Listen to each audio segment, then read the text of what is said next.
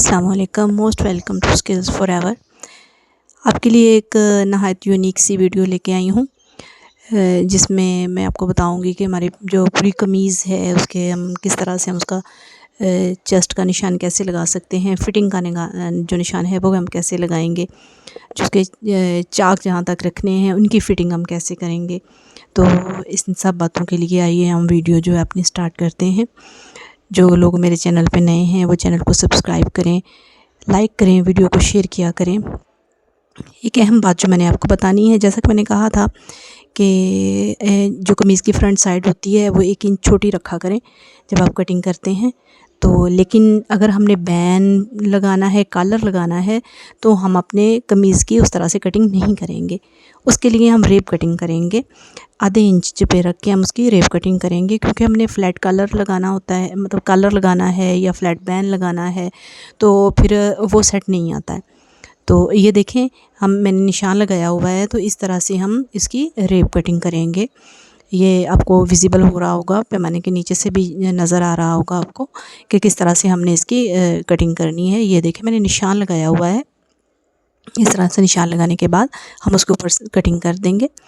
तो ये हमने कैंची के साथ इसकी कटिंग कर दी है। इस तरीके से ये होता है कि जो कॉलर है वो परफेक्ट लगता है।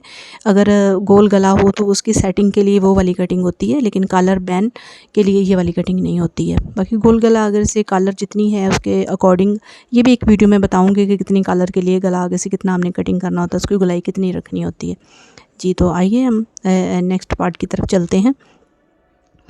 ये हमने चेस्ट का निशान लगाया है। फ़र्ज़ कर लें आप चेस्ट का निशान हम लगा लेते हैं 18 इंच पे लगा लेते हैं। बाकी तो आपने जैसे जितना आपका माप है अपने उसके अकॉर्डिंग ही पैमाइश करके निशान लगाना होता है। हमने निशान लगा लिया 18 इंच पे। ये 18 इंच पे मार्क किया मैंने, लेकिन हम जो निशान लगाएंगे वो 18 से मतलब 18.5 पे हम लगा लेंगे।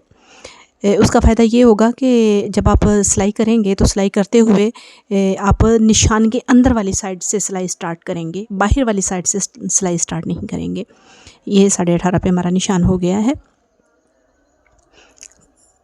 तो इसके आगे जो फ़िटिंग का निशान लगाना है, हमने कमीज़ की जो फ़िटिंग होगी उसका निशान मैं आपको बताती हूँ कि आपने कैसे लगाना है। अगर हमारा चेस्ट का माप होगा 18 इंच, तो हमारी जो कमर का निशान आएगा फ़िटिंग का वो होगा 16 इंच।